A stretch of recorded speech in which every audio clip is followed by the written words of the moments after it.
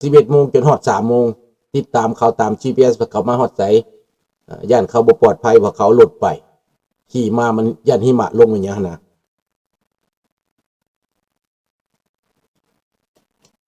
เขาไปอเมริกาพุ่นเขาไปออร์แลนโดร้านอยากไปเที่ยวอเมริกาตอนปีใหม่นี่นะถ้าร้านไปทั้งรถเอารถไปบ่แม่นลุงได้เป็นลูกสาวพาไปป้าเขาพาไปเที่ยว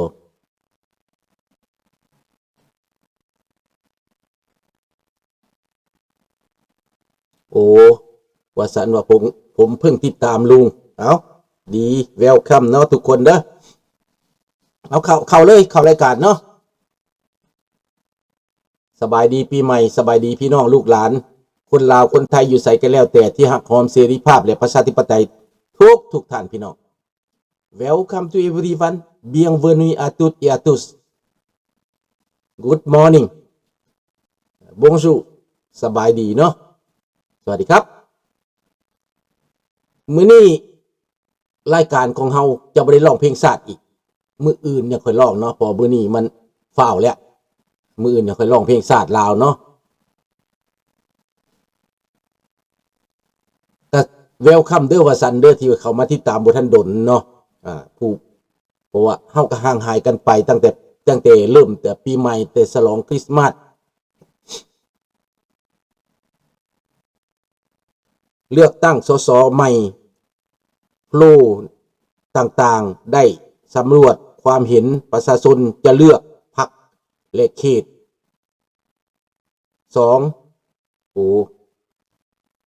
เขต2ใบคนจะใส่สิทธิ์มากกว่า170อยากให้ไปเบิดประเทศอยากให้ไป100เต็ม100พุ่นแหละคันสิว่าเลยนะครั้งนี้เป็นการตัดสินใจที่สำคัญเด้อในประเทศไทยเด้อไป100เลย100ถึง100เลยบ่ว่า70ให้ไป100%พุ่นน่ะ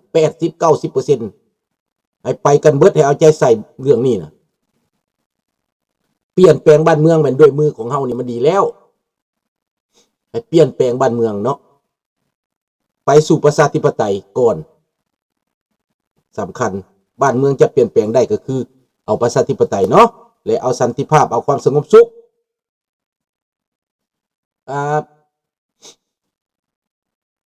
แสดงว่าลุงขอลี้ภัยข้างแดนต่างแดนนะสิครับโอ้แน่นอนอยู่แล้วถ้าลูกหลานเกิดมาก็สิรู้จักว่าประเทศลาวเป็นยังไงประเทศลาวมันเป็นเผด็จการเป็นลัทธิคอมมิวนิสต์นะลูกหลานที่ยังไม่รู้จักนะเด้อบ่รู้จักเรื่องมันเกิดขึ้นเป็นหยังขนาดกับลาวนะก็ไปคืนเบิ่งประวัติศาสตร์ตั้งแต่1975มาคนลาวหนีเป็นอพยพมาอยู่ศูนย์หนองคายมาอยู่นาโพมาอยู่นครพนมมาอยู่อุบลเป็นหลายหมื่นหลายแสนเด้อเดี๋ยวนี้คนลาวตกมาอยู่ในต่างประเทศเป็นลี้ภัยการเมืองเป็นลี้ในต่างแดนนี่เกือบ2 ล้านคนเนาะให้เกิดเอาจากสัตว์ให้เข้าใจไปตามนั้นเด้อพี่น้องเด้อลูกหลานเด้อมื้อนี้จะมาเว้าสู่ฟังเนาะเว้าเรื่องเวเนซุเอลาก่อนเว้าเรื่องอเมริกากับเวเนซุเอลาหลายคนก็มาออกมามีปากมีเสียงประนามหลายอย่างหลายแนวเนาะวิพากษ์วิจารณ์หลายอันหลายอย่างนักวิพากษ์วิจารณ์ก็ออกมาว่าเป็นเรื่องปกติในระบอบประชาธิปไตยเนาะบางคนกับประนามหลายอย่างคนอยู่ประเทศไทยกับประนามหลายผู้เฮ็ดดีนำก็หลายเนาะโอ้จากเอื้อยเฮาเด้อลุงขอบอกขอบใจหลายๆเด้อย่าป้าเด้อสิให้กาแฟมาอีกบ่ก็ขอบใจหลายๆปีใหม่มานี่ให้กาแฟมาแต่เช้าเนาะจะเข้ารายการเลยพี่น้องเรื่องที่ว่าการวิพากษ์วิจารณ์มันเป็นเรื่องการปกติเพราะว่าคนบ่ฮู้เรื่องลึกของมันเนาะเป็นหยังอเมริกาจังไปจัดการเวเนซุเอลาขอบใจหลายๆเด้ออย่าป้าเด้อให้อยู่ดีมีแห้งให้อยู่เย็นเป็นสุขให้สุขภาพเข้มแข็งให้ ทุกตลอดปีใหม่นี้ก็ให้ยะป้ามีแต่ความสุขความเจริญเจ็บจะได้ใครอย่ามีเด้อยะป้าเด้อให้ร่ำให้รวยเด้อขอบใจหลายๆ thank you ที่ให้เป็น$20อเมริกามาเนาะทิปมื้อนี้เนาะสวัสดีพี่ทักทำเป็นอะไรจับผู้นำโอ้ฟังกะคักด้วยการจับผู้นำสำหรับลุงแล้วสุดดีใจที่อเมริกาเสียสละไปจับผู้นำให้จับผู้นำเผด็จการจับผู้นำมือเปื้อนเลือดเด้อฟังกะคักเด้อจับผู้นำที่ฆ่าคนมาตั้งแต่มันเกิดขึ้นมาอำนาจนี่นะมันฆ่าคนมาตลอดตั้งแต่อูโกชาเวสหมอนี่ก็ฆ่าคนมาตลอดแบบเดียวกับรัฐบาลเผด็จการลาวแดงนั่นแหละโหดเหี้ยมพี่น้องโหดเหี้ยมสำหรับลุงแล้วลุงดีใจที่สุดดีใจที่สุดดีใจแทนคนเวเนซุเอลาแต่ว่าโลกหลายคนเป็นห่วงเป็นใยนำเผด็จการเป็นห่วงเป็นใยนำมาดูโรเป็นห่วงเป็นใยนำคนที่กินบ้านกินเมืองคนที่ฆ่าประชาชนตัวเองคนที่เหตุในประเทศที่ห่างมีลงมาทุกข์ยากนี่นะสบายดียอดทองเนาะสบายดีลุงทองพาเที่ยวบาทนี้พี่น้องให้เข้าใจว่าหลายคนที่บ่เข้าใจลุงจะเว้าให้เข้าใจมาดูโรนี้เป็นเผด็จการมือเปื้อนเลือดเป็นคนที่ปุ้นสะดมประเทศเวเนซุเอลาจากประเทศห่างมีจากประเทศที่มีทรัพย์สมบัติจากประเทศที่มีรายได้จากน้ำมันอย่างมหาศาลตั้งแต่ก่อนเวเนซุเอลานั้นร่ำรวยย้อนน้ำมันหลังจากพวกนี้นะพวกทรายจัดนี่นะพวกที่ไปเฮียนแบบน้ำคิวบานี่นะพวกที่เอาแบบคิวบานี่ก็เบิ่งตัวอย่างคิวบาเลยก็แล้วกันพี่น้องบ่ยอมเสียเปรียบนี่นะอเมริกาอยู่ใกล้ๆฟลอริดาอยู่ใกล้ๆกับคิวบายากจนเจียงเต็ดกับอเมริกาต่อต้านอเมริกานะจนว่าพ่อของมาโกโรบิโอนี้ได้ปบหนีจากคิวบาเห็นบ่มาโกโรบิโอนั้นเป็นคนคิวบามาเป็นรัฐมนตรีต่างประเทศกูมือนี้มาเป็นเลขาธิการนั่นของอเมริกากูมือนี้เห็นบ่ล่ะพี่น้องดังนั้นพี่น้องเฮามาเบิ่งแล้วถ้าจะเว้าแล้วถ้าบ่มีอเมริกาไปเฮ็ดจังซี่นะสิมีผู้ใดไปแก้ไขปัญหาเวเนซุเอลาเพราะมันอยู่ในแอมปัสถ้าผู้ใดศึกษาการเมืองดีๆข้าพเจ้าไปฟังผู้หนึ่งคนเวเนซุเอลาที่ลาวแตกไปอยู่ประเทศฝรั่งเศสลาวไปอยู่ประเทศฝรั่งเศสก็คือพวกข้าพเจ้าที่หนีจากระบบคอมมิวนิสต์ในลาวนี่แหละ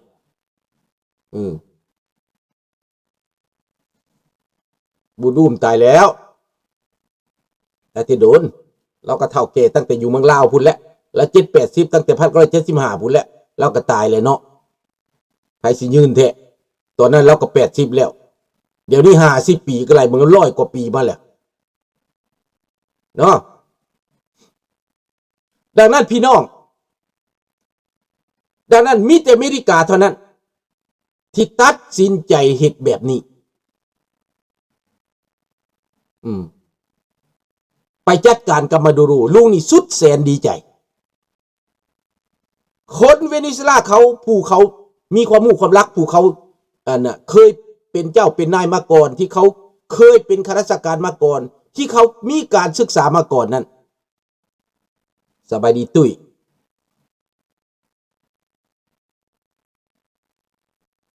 ฟังคักๆเด้อพวกที่ว่าน้ำมันหั่นน่ะว่าแบ่งสัดปัดส่วนน่ะเจ้าบ่ได้เจ้าบ่ได้ฮู้มาแต่ต้นเนาะคันเจ้าฮู้มาแต่ต้นจะสิเข้าใจดอกเด้อฟังคักๆพวกที่ฟังตั้งแต่การโฆษณาส่วนเสือฟังดีๆอย่าเพ้าสรุปโอเคลุงสิอธิบายตามความจริงเด้อ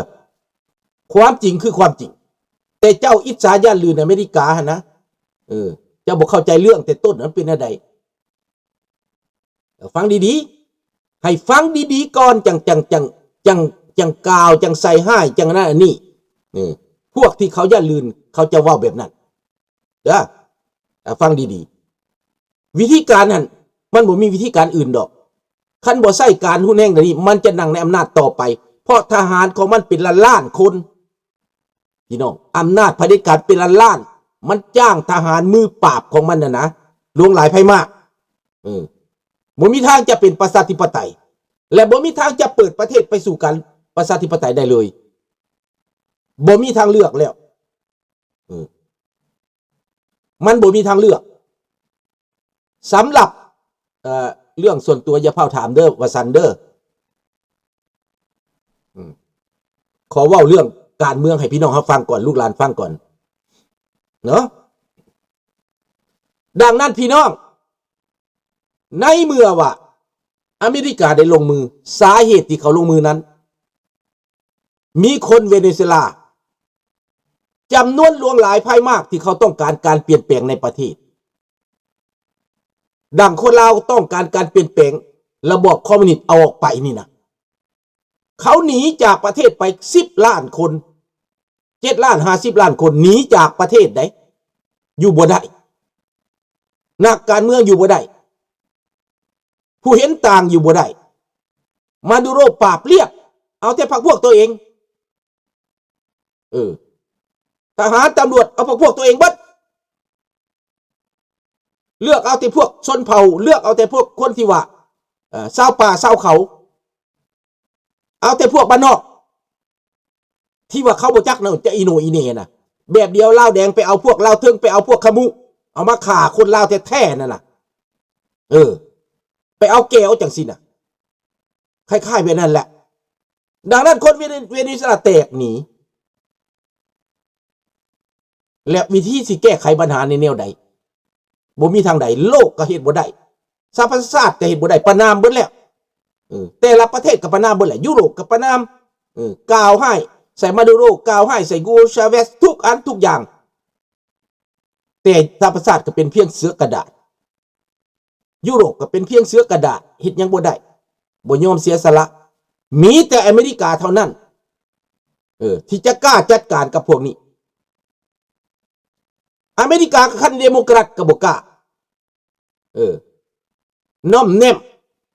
มาตกใส่ริพับลิกันแบบเท่าทำนี่นะแบบเท่าจอร์จบุชบอกกล้าเฮ็ดดังนั้นอเมริกาเขากล้าเฮ็ดเขากล้าทำแล้วจะอธิบายว่าเป็นอย่างและคนในเวเนซุเอลานั้น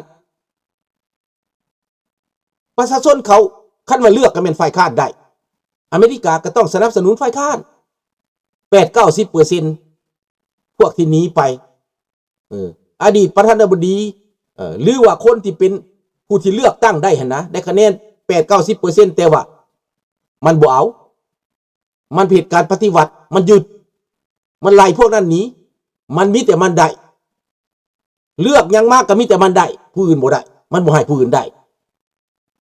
มันบ่ยอมรับการเลือกตั้งเขาชนะมันก็บ่ยอมรับการเลือกตั้งมันเป็นเผด็จการมาตลอด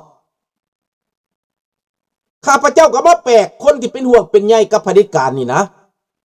หลักการสากลเพิ่นว่าแต่ว่าคนที่ฆ่าประชาชนตัวเองนี่มีคนเป็นห่วงคือบักทองรุ่นนี่มีคนเป็นห่วงมันได้มีคนยอมมือหนบมันได้มีคนเคารพมันได้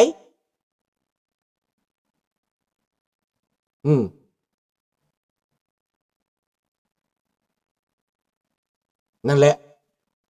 ดูคันมันมาจับลุงดีใจได้เตะมันลงนรกแห้งดีใจบ่อยากให้มันมีชีวิตซ้ำนะเพราะว่ามันเหลือเกินแล้วคันมาได้แต่ว่าลุงก็คิดว่าถ้าเกิดสงครามโลกครั้งที่3ท้องรุ่นอยู่บ่ได้ดอกดังนั้นการไปจับบักมาดูโรนั้นมันเป็นโลกกระทัดใหม่แล้วอเมริกากับบ่กล้าบ่แม่นยุโรปกับบ่กล้า ฝรั่งเศสกับบกล้าอังกฤษกับบกล้าประเทศใดกับบกล้าที่ไปจับมาดูรูนี่นะ